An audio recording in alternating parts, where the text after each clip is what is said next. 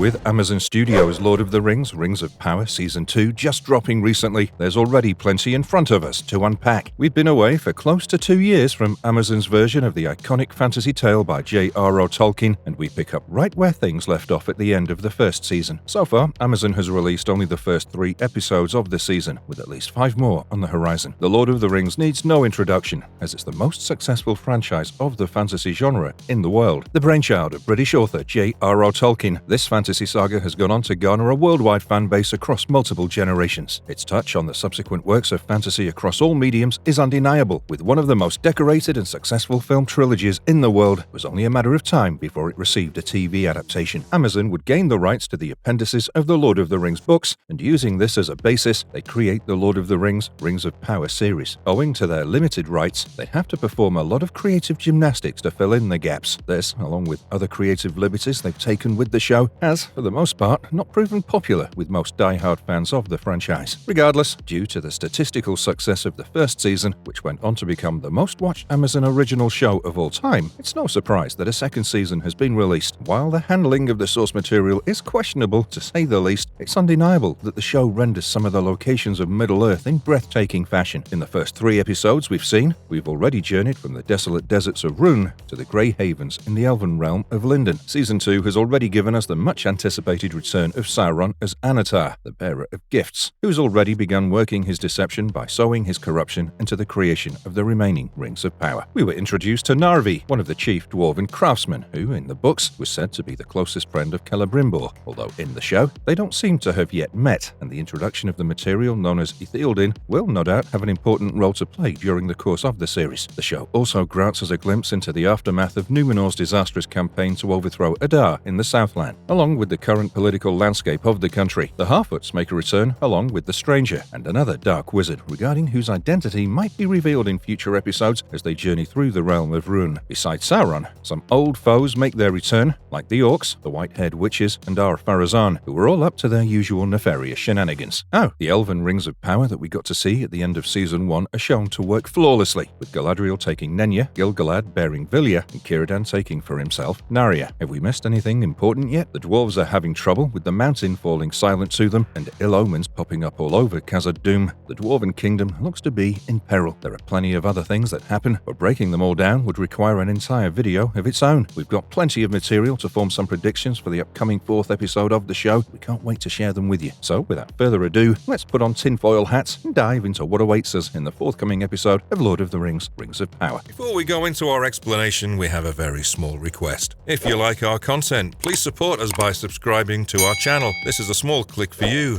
but for us, it means a lot. Thank you. Let's begin.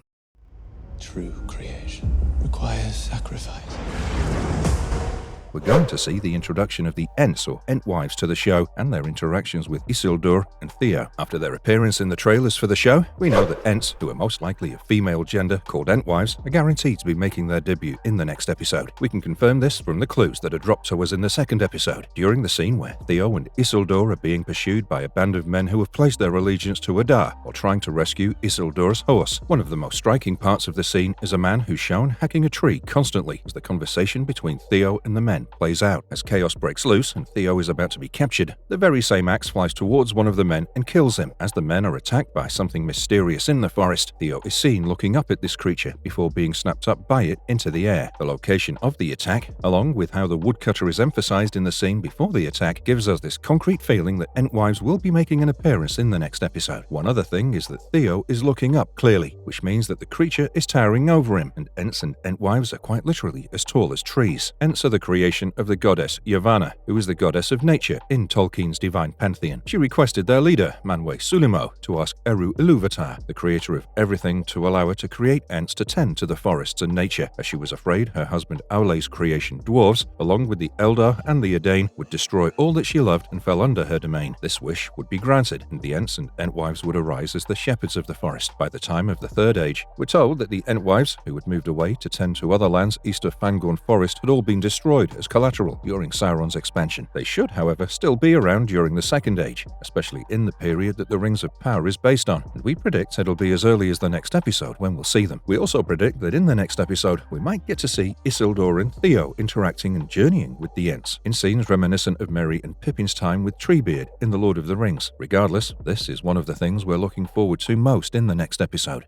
Pharazôn will become king of Numenor, as the fall from grace for Númenóreans will begin, and Miriel will be asked to unalive herself. In the last few episodes, we've seen the political landscape shift drastically in favor of Pharazôn. After what many considered a disastrous campaign where Númenórean lives were lost on foreign soil uselessly for a cause not their own against what many considered to be lesser foes, Miriel's stock amongst the populace seems to have sunk to an all-time low. To be fair to Miriel, though, despite being called a warmonger by some, the people who joined the expedition did so voluntarily, and none were forcefully conscripted. After Erion, Isildur's show-exclusive daughter, conspires with Pharazôn and his newest ally, Belzegar, a lord from the northern region of Numenor called Forrestar. We're not told what interests Belzegar has in seeing Pharazôn usurp Miriel, but nonetheless, he'd play an important part in stirring the anti-Miriel sentiments further. We know that Pharazôn was wearing the red colors as his outfit, which he'd suggested to Miriel for her coronation. The presence of the eagle being misinterpreted means two things. While on the surface, it shows that it was a political maneuver to make it seem like Pharazôn was the chosen one, it has a deeper meaning tied to the fate of Numenor. The eagle symbolizes the grace of the Valar, and is usually present during important ceremonies of the Númenóreans as a sign of the Valar Manwe Sulamo's blessings and approval. The misinterpretation of this omen is meant to symbolize the corruption of men as they turn away from the teachings of the Valar and move toward worshipping Sauron. Yeah, you heard us right in the books. The Númenóreans quite literally start worshipping Sauron and rebel against the Valar. However, things have played out a bit differently than in the books, where Sauron is captured and brought to Numenor as a prisoner, but manages to worm his way out through manipulation into the king's good graces before leading him astray. Pharazôn will take up the title with the prefix of Ar, not Tar, like his predecessor Tar Palantir and most of the other kings of Numenor before him. The word Tar is in Quenya, which is the speech of the High Elves. It was used by most kings as a way to symbolize their friendship with the elves and the Valar. Pharazôn's royal name will be Ar Pharazôn. The Ar here is Adonaic in nature, meaning it's from the speech of men to symbolize their feeling of superiority, cutting ties with their old ways. We know that in the series, relationships with the elves are at an all-time low. We believe that in the next episode, we'll see all of these things come to pass, including our Pharazôn becoming the ruler of Numenor and Miriel committing ritual suicide. We say this because there's a scene in the trailer where she's shown submerging herself in the sea with a hopeless look on her face. Pharazôn and his supporters will most likely push Miriel into a corner and have her take the fall for Numenor's malcontent masses, who will be completely blinded by the new king's propaganda. Since it'd be too disgraceful for one of the royal family, who especially ruled as Queen Regent, to be executed, they'll probably make her walk this path. All in all, things will be heating up in the island nation, and we might soon even see the great flood that we've been teased about very soon, though we feel it won't be in the very next episode. So keep watching this space as we keep an eye out for the fate of Numenor.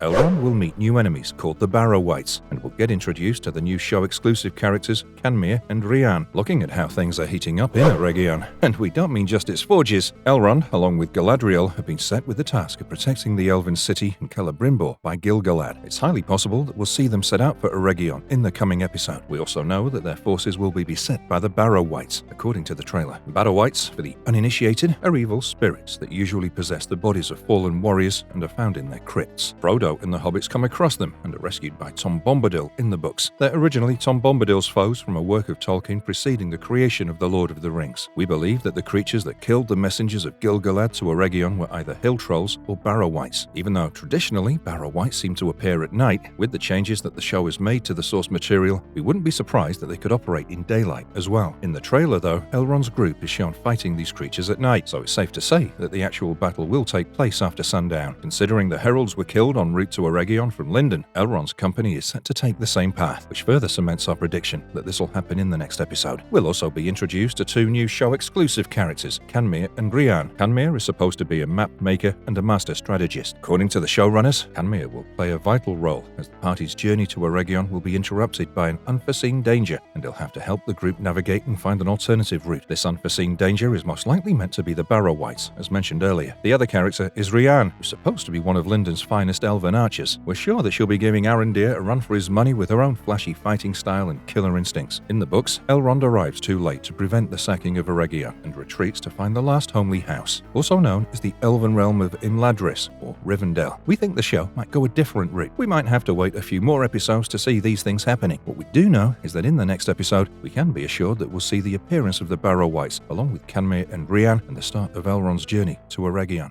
Adar will begin marching on Eregion after being manipulated by Sauron. We know that Halbrand has managed to start manipulating Adar without his knowledge, stating that Sauron will probably be in Eregion. Driven by a desire to keep his kind safe and knowing that this would be impossible till Sauron was guaranteed to be dead, Adar will march on Eregion to destroy him. In this way, Sauron will try to take out two birds with one stone. We're pretty sure Adar will begin marching toward Eregion in the next episode, because the showrunner will probably try to juxtapose Elrond's own march against Adar's to build up tension by attempting to frame it as a race to Eregion. With Mordor being considerably nearer to Eregion, it'll be a race against time for our heroes. We feel like the episode will see Adar's orcs reaching Eregion by the end of the next episode, but the actual full-fledged battle won't take place until the episode after that. In the books, Sauron himself leads the charge into Eregion to claim the Rings of Power from Celebrimbor. Quite clearly, this is not how it's going to happen in the series. The subsequent episodes after that will probably reveal to us if Sauron's master plan of destroying Eregion and claiming the rings while getting rid of Adar and his loyalist orcs will come to fruition. We've got you covered once again, so just keep an eye out for our future prediction videos as we'll expand further on this. Doran the Third will get his ring, and we'll see the forging of the Dwarven Rings of Power, along with the temporary revival of Khazad-dûm. During the final scene of the third episode, we watch Sauron taking the mithril from Celebrimbor's hands before casting it into the furnace to be forged into Doran's ring. This ring is important because it's the first ring for the Dwarven lords to be forged and given to Doran the Third. This ring would be the last of the Dwarven rings to be recovered by Sauron in the later Third Age after he takes it from Thrain II after capturing and torturing the dwarf in the dark stronghold of Dol Guldur. Gandalf would take him there just before his death and learn of his fate and that of the ring. Thrain is an important character because he's the father of Thorin Oakenshield, the great dwarven warrior from the Hobbit books and movies. We felt you need to know a bit of the lore regarding this ring that we see being made in the last scene just to impress upon you its significance to the story. The audience is shown the ring being created by Sauron, who is quite literally pouring his malice into it by holding the mithril before casting it into the forge. This seems to be the show's way of distinguishing the elven rings from the rest. We predict that the ring will prove as effective as the elven rings were shown to be. Doran the Third will use this power to restore the crumbling kingdom of Khazad-dûm back to its splendor, and the dwarves will begin prospering once again. Seeing the effectiveness of the rings as gratitude, Doran will supply Celebrimbor and Anatar with all the mithril they require for the forging of the remaining Rings of Power. We'll most likely see the creation of the remaining dwarven and human rings in the next episode as their creation picks up. All of these rings will be tainted with Sauron's corruption, just like it's shown when he taints Doran's ring. We'll witness the beginning of Celebrimbor's fall from grace and descent into madness, and Merdania's role in all this. We were shown in the trailers how, as the rings are being forged, Celebrimbor begins slowly descending into madness, questioning Anatar and what the self-proclaimed Lord of Gifts has done to him. With the forging of the Rings of Powers fully underway, we predict that Celebrimbor will be asked to make some very tough choices as he witnesses that all is not what it seems regarding his mentor. After lying to his High King and betraying Galadriel's trust, Celebrimbor will probably begin feeling cornered with no one to turn to other than Sauron, who will start demanding more from him. It'll be interesting to see what role Amelia Kenworthy's character Merdania will play in all this. She was shown to be sympathetic to Halbrand's plight in the first few episodes, but we feel this is just a ruse by the showrunner to misdirect us from her part in the coming episode. Merdania will most likely try to reason with Celebrimbor as she witnesses her master becoming increasingly obsessed with the rings and dependent on Sauron. Seeing the changes in her master, Merdania will likely try to bring Celebrimbor back to her senses. She might even die, which could possibly push Celebrimbor over the edge to finally see the madness he was involved in. It's hard to make predictions over a show-exclusive character's role, as she has no precedence in the actual lore. We don't think she'll turn out to be corrupted by Sauron as well and become evil, as it doesn't make any sense. There's no reason to have another corrupted Smith. It really doesn't serve the plot in any way. Having her be the foil to Sauron and her attempts to rescue her master from the Dark Lord's seduction will make for a far more compelling narrative choice. It'll be interesting to see Celebrimbor, Sauron, and her interaction in Episode 4. Revelation that the Dark Wizard is an Istar will be made, with the second season continuing the trend of playing up the stranger's identity and the introduction of a new Dark Wizard. We're heavily leaning toward the popular fan theory that the Dark Wizard and the strangers are both blue wizards. In the lore, Gandalf never journeys to Rhûn, and what at first seemed like the showrunners taking creative liberty with his character's origins has taken a twist due to the introduction of the Saruman-like wizard. We know that this is not Saruman the White, as he's only set to becoming a villain right during the Third Age. From what we know of Tolkien's meager writing on the blue wizards, candidates. In his initial version of their tale, he tells us that the two wizards who wandered into the East forgot their true purpose and set up secret evil cults for practicing dark magic. This seems to fit well with the character of the new Dark Wizard, as he seemed to be a leader of an evil cult that well utilizes dark magic. He even calls the Dweller his acolyte, which is a term normally used by followers of a dark cult. This could therefore very well make him one of the two corrupted Blue Istar, as he not only fits Tolkien's initial description of the Blue Wizards, but also his appearance evokes a sense of familiarity regarding how Saruman, Gandalf, Radagast, and even the Stranger are all portrayed. This could be one of the grand revelations made to us during the next episode. We might, however, have to wait a bit longer for the revelation of the Stranger's name, but the list of possible candidates is getting narrower with each episode.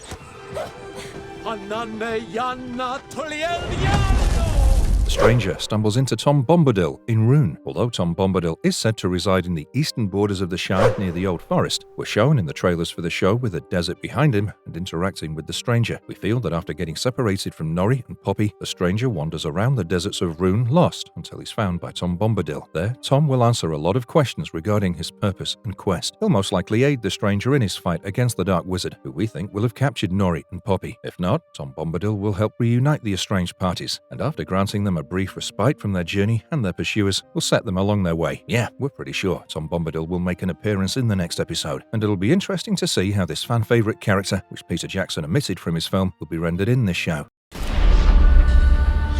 This is the work of Sauron. Marvelous verdicts. There are still many unanswered questions that we're looking forward to getting resolved during the course of this new season of the show. The episode is bound to answer many of them, and we hold out hope that they don't make any wildly egregious changes to the story. Nonetheless, the season has already looked remarkably better than the previous one, although that's not saying much. We, as fans, can't help but be excited about everything Tolkien related. Pray for the success of this show so we can continue exploring Middle-earth more. While not every prediction here will come true, we're pretty confident about our own gifts of foresight, even if they might not be at the same level as Elrond or Galadriel's. If any of our predictions come true, you know where you heard them first, right here at Marvelous Videos. Thank you for sticking with us right to the end of the video, and keep an eye out for more prediction videos of this nature as the show rolls along. For now, we have to say goodbye. We'll see you again once episode 4 drops with a fresh set of theories and predictions, and we'll see how many of our current predictions we manage to get right then. Until then, stay safe, stay marvelous. And if you liked our content, don't forget to leave a like and subscribe to us if you haven't already. Have a good one and be safe. Thanks, everyone.